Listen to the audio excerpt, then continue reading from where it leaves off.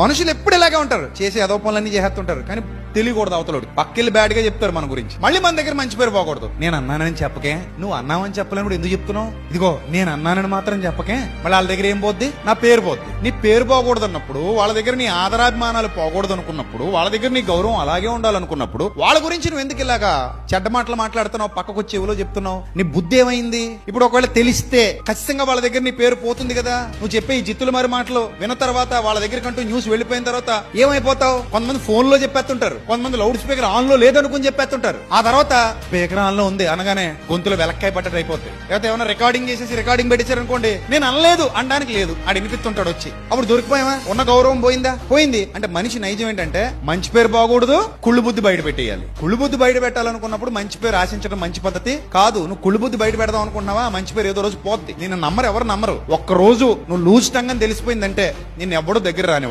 ఒకసారి 2 సార్లు, తర్వాత నేను ఇంకెవరో అసలు నమ్మరు. ఉన్న గౌరవం బాగొట్టుకుంటావు అనమాట. అసలు 2 పడవల మీద కాలేడు ఎప్పుడు కరెక్ట్ కాదు.